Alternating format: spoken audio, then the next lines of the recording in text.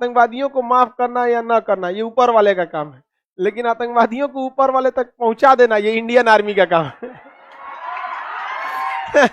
कुल भड़क गया था सब पाकिस्तानिया से एकदम यहाँ पे। अब उनको लगता है कि हम मतलब उन लोगों के लिए हम उनके भड़कने से हम सुधर जाएंगे। अब पाकिस्तान को लगा कि भारत जो है 1965 के युद्ध में बहुत बुरी तरह से हारा हुआ है, यही 62 के युद्ध में बहुत बुरी तरह से क्या हुआ है, हारा हुआ है। यही मौका है किस पर हमला करने का, भारत पे। फिर से होगा गजवाए हिंद। आओ गजवाए हिंद तोड़ा करते हैं, अजब हाल है। भारत पर क्या किया जाए, आक्रमण किया जाए। और 65 में भारत में पड़ गया सूखा, बहुत समस्या हो गई। और 62 की लड़ाई जवाहरलाल नेहरू जब हारे, हर इंसान उनको कोसता था, भारत चीनी भाई भाई। इंदिरा गांधी भी पढ़ी लिखी थी, कोई भी बोलेगा ना एयरफोर्स का यूज क्यों नहीं किया, लेकिन समस्या वही। फिर हम आपसे भी पूछते हैं, नेहरू को छोड़िए, आपका विधायक पीटेगा, एक तमाचा मार सकते हैं? नहीं मार सकते, ये गलती है। लेकिन हमारे बैच के तो मार दीजिएगा, नहीं समझे, दे दीजिएगा यहाँ पर, कोई दिक्कत नहीं जी। अमर होके थोड़े आए हैं, अमर होके आए हैं नहीं, कोई दिक्कत नहीं है। आप देखिएगा मिर्जापुर मूवी में गोली, मुन्ना भैया, गोली उसी को मारा है जिसने दोबारा पलट के नहीं चला है। मारे गुड्डू पंडित को मारे हैं? आम कितना भी पीला हो जाए लोग दबा के चेक करते हैं पका है कि नहीं है, क्योंकि पता है कि दब जाएगा। और बेल कोई दबा के नहीं चेक करता है, पता नहीं दबेगा यहाँ पर, समझ में है कि नहीं? तो भारत की भी थोड़ी थोड़ी गलती हो जाती है। अब यहाँ पे भारत में पड़ गया सूखा, और 62 की लड़ाई में हम लोग बहुत बुरी तरह हारे थे, सेना का मनोबल एकदम टूटा था। पाकिस्तान ने कह दिया गुजरात का कच्छ मेरा है।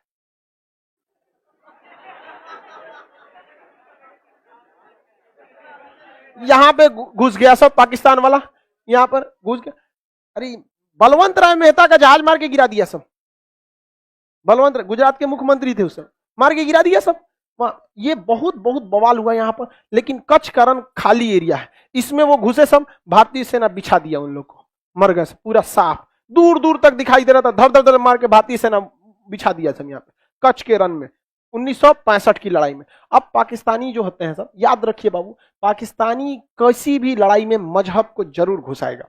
उसने कश्मीर में घुस गए सब पाकिस्तानी, और कश्मीर में घुसकर भारतीय सेना को मारते थे, आगजनी करते थे, बवाल मचाते थे।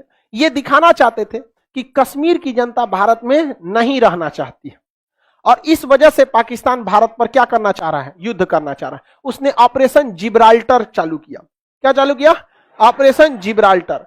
ऑपरेशन जिब्राल्टर के तहत उसने क्या किया कि कश्मीर को सोचा कि काट दे बाकी के हिस्से में, और बहुत ही बड़ी संख्या में सैनिक भारत में घुस गए।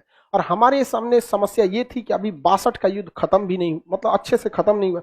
जवाहरलाल नेहरू का टेंशन से मौत हो गई थी। जवाहरलाल नेहरू के मृत्यु का कारण भारत पाक युद्ध था, भारत चीन युद्ध, सब जिम्मेदार यही थे। तो दूसरा कौन बोली सुनेगा? ढेर होशियार बनेंगे, गुट निरपेक्ष रहेंगे, एयरफोर्स का यूज ना करेंगे, 20 साल जरूरत है तो 20 साल बोलेंगे। समझ में आया कि नहीं आ गया भाई? जब उसने कश्मीर पर आपके रेडी नहीं हुआ, कश्मीर पर जब रेडी नहीं हुआ तो तिब्बत पे क्या रेडी हो गए? नहीं समझे? आपको भी कहना चाहिए कि हम उसमें अध्ययन करने के बाद हम देखेंगे यहाँ पर। तो पाक यहाँ पर कश्मीर, लाल बहादुर शास्त्री उस समय भारत के क्या थे? प्रधानमंत्री। उन्होंने देखा कि तो बहुत दिक्कत की बात है, पाकिस्तान के पास कई फायदे थे। उसके पास सेवर जेट थे, उस समय का सबसे खतरनाक विमान था, और उसमें हीट सीकिंग मिसाइल लगी थी, या विंडर मिसाइलें थी साइड में, मारता था कौन? भारत के पास कोई मिसाइल नहीं थी। भारतीय जहाज में बंदूक लगा था, और उसके पास हीट सीकिंग विंडर मिसाइलें थी, मार देती थी जहाज की इंजन सूंघ के। अब हवा में तो कहीं गर्मी का सवाल पैदा नहीं होता है, अगर गर्मी है मतलब जहाज का इंजन है, और उसी को हीट सीकिंग मिसाइल थी, विंडर मिसाइलें मार देती थी। पाकिस्तान भारतीय जहाजों को मार के गिराने में सक्षम था। पाकिस्तान को अमेरिका ने पैटर्न टैंक दिया था, उस समय का सबसे खतरनाक टैंक। पूरी एशिया में कोई ऐसा हथियार ही नहीं था जो पैटर्न टैंक को मार के गिरा सकता था। पाकिस्तान का मनोबल 7वें आसमान पर, और भारत के सामने सब समस्या। 62 में बहुत बुरी तरह हारे थे। भारत में नेतृत्व की कमी थी, लाल बहादुर शास्त्री आए थे चुनाव से, तो अचानक है ना, मृत्यु हो गई जवाहरलाल नेहरू की, ये आए। एक सूखा पड़ा हुआ था, पाकिस्तान में ऐसी कोई समस्या नहीं थी। पाकिस्तान ने देखा यही मौका है, पाकिस्तान ने यहाँ गुजरात पर हमला किया, कोई फायदा नहीं हुआ, कश्मीर में घुस के पूरा बवाल करा दिया कश्मीर में, और यहाँ ऑपरेशन जिब्राल्टर के तहत घुसा दिया। भारतीय सेना जब आई तो पाकिस्तान को वहां से मुंहतोड़ जवाब देना चालू किया, और यहाँ पर एक के दिन में जो ऑपरेशन जिब्राल्टर का जो हेड ऑफिस था एक के दिन में उड़ा दिया एक के दिन में उड़ा दिया यहाँ पे, और वहां ऑपरेशन जिब्राल्टर की इनकी हवा निकल गई, पाकिस्तानी सैनिक भागने लगे थे यहाँ से। तो यहाँ हमारी थल सेना ने बहुत ही बहादुरी का परिचय दिया, लेकिन यहाँ पर उसकी एयरफोर्स भारी पड़ गई। एयरफोर्स के जहाज जो थे उसके, उसमें ना मिसाइलें लगी थी, और मिसाइल खुद ढूंढ के मार देती है। अब बंदूक में क्या है, मशीन गन लगा है, जहाज को टेढ़ा करना पड़ेगा, इससे करके मारना बहुत मुश्किल हो जाता है। और उसकी दुनिया की सबसे खतरनाक जहाज एस-4 नहीं था सर उस समय, तो अभी भी नहीं आया है, रेडी नहीं हुआ, अभी आ रहा है। क्या बात करते हो, उस समय टेक्नोलॉजी भी नहीं थी, एस-4 तो दुनिया में कहीं नहीं था। तो उसके बाद वेंडर मिसाइलें थी, मार देती थी, धाए से कोई जहाजे नहीं उड़ता था उसके आगे, डर के मारे। हमारे पास सबसे घटिया जहाज उस समय का नाट विमान था, नॉट विमान था, उसके पास सेवर जेट था, स्टार फाइटर, सेवर जेट उस समय के सबसे उन्नत जहाज थे, और उसमें हीट सीकिंग मिसाइल, वेंडर मिसाइलें लगी थी। हमारी जहाज मार के गिरा दिया, उड़ने नहीं दिया। हाँ तो तब हो गया श्रीनगर एयरबेस पे आके बम मार के चल गए सब। तब क्या किया जाएगा, तो भारतीय सैनिक भी कहा जुगाड़ लगाया सब। इसने कहा एक काम करते हैं, पाकिस्तान के जो सेवर विमान है इनको हम लोग चकमा देते हैं। इन्होंने क्या किया, अपने नाट विमानों को बहुत ही हाइट पर उड़ाया, बहुत ही हाइट पर उड़ाया। किसको, नाट विमानों को, ताकि ये रडार के पकड़ में आ जाए। इन घोंचुओं को समझ में नहीं आया, नाट विमान किसके पकड़ में आ गया, रडार में, और इन लोगों ने उड़ा दिया किसके खिलाफ, नाट विमान के खिलाफ। अब नाट विमान कमजोर थे और ये स्टार विमान थे, इनका पीछा करने के लिए ये ऊपर गए। अब मशीन गन की लड़ाई में देखिए, हमारे पास मिसाइलें नहीं थी, हमारे पास क्या था, मशीन गन। मशीन गन अगर लड़ाई में रहेगी तो उसी को फायदा होगा जो पीछे है या फिर ऊपर है, धाए धाए मार देगा।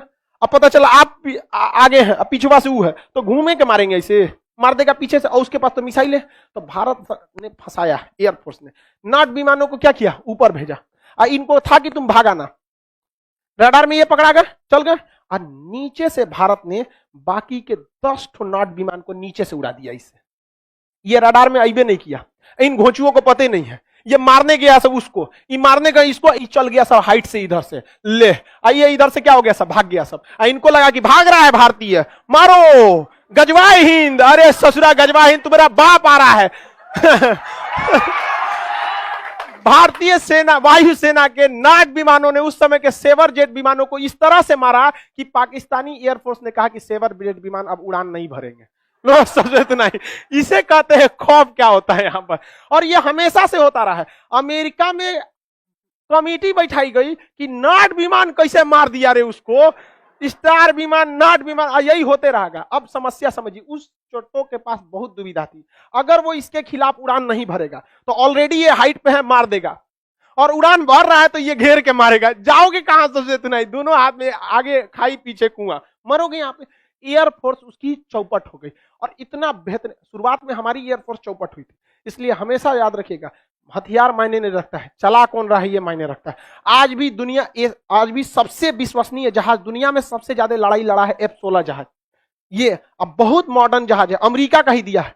और सेवर जेट भी किसका दिया था, अमेरिका का ही और स्टार विमान भी किसने दिया था, अमेरिका ने। Heat seeking missile America, vendor missile America, धो दिया यहाँ पर। F-16 अभिनंदन लेके गए थे MiG-21, इसे उड़ता हुआ ताबूत कहते हैं, दुनिया का सबसे पुराना जहाज है, झड़ गया इसका पेंट टोंट भी, लेकिन इससे मार दिए किसको, F-16। अरे इसमें एक को इंजन है ना, इंजन में फेल हो गया था इनका, स्टाल पोजीशन कहते हैं, बहुत ज्यादा हाइट कर देते जहाज, स्टाल कंडीशन में चला जाए, इंजन फेल हो जाता है, इसलिए इनके ऊपर मिसाइल हिट कर गई, अदरवाइज मिसाइल हिट नहीं करती, डबल इंजन रहता तब। और दूसरा विमान भी है 1980 का, आपके पास 1980 का मोटरसाइकिल है, क्या हाल होगा।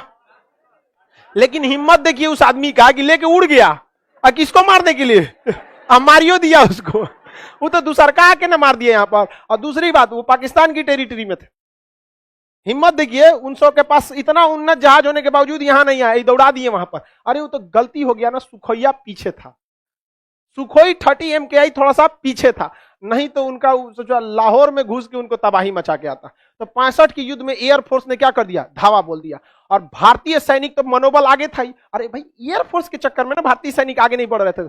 जब एयरफोर्स ने भारतीय सेना को कहा कि अब टेंशन मत लो, उनकी एक जहाज नहीं उड़ेगी, तो भारतीय सेना अगले दिन लाहौर पहुंच गई लाहौर पहुंच गई थी और लाहौर के स्कूल पर पाकिस्तान का झंडा हटा के और वहां तिरंगा झंडा लहरा दिया गया था वहां। यह हकीकत है। तब पाकिस्तानियों ने अपना टैंक निकाला, भयानक सा टैंक, भारतीयों को धोने के लिए, और दुनिया का सबसे खतरनाक पैटर्न टैंक था जिसपे बम मारा जाता था तो झाड़ देता था इसे, बम मार। अमेरिका का पैटर्न टैंक था। कोई बात नहीं, अमेरिका तुम्हारी वेंडर मिसाइलों का टेस्ट हो चुका है तुम्हारे सेवर विमानों का सेट हो चुका है। अब बारी थी तुम्हारी किसकी? Patton tank. और वो राजस्थान से लेके घुस गए सब पैटर्न टैंक को। और पैटर्न टैंक को जब राजस्थान से लेके घुसे, तो हमारे पास कोई हथियारे नहीं था। यहां खड़े थे वीर अब्दुल हमीद। वीर अब्दुल हमीद 62 की लड़ाई लड़े थे। उसमें भारतीय सेना को देखे थे, कहते कि एकरे बदला निकालेंगे। पहले तू आया ही पिटाएगा, और जो 62 का बदला तोरे से निकालेंगे। वीर अब्दुल हमीद के सामने जब टैंक आया था, पैटर्न टैंक को उधिया दिया यहाँ पर। और उनके सेना में यह अफवाह फैल गया कि भारत के पास ऐसी भी मिसाइलें हैं जो पैटर्न टैंक को मार सकती है। और पैटर्न टैंक इतना खतरनाक था कि उसके जो कमांडर थे उनको पूर्ण विश्वास था कि दुनिया में कोई भी पैटर्न टैंक को मार नहीं सकता। सबसे आगे अपने पैटर्न टैंक लेके चल रहे थे। मारा वीर अब्दुल हमीद, पहले उन्हीं को उड़ा दिया सेनापति ये मर गए वहां पर। सेनापति मरने के बावजूद उस सेनापति ब्रिगेडियर की पत्नी हाथ में सफेद झंडा लेके जब भारत में आई थी ना, कि मेरे पति का लाश दे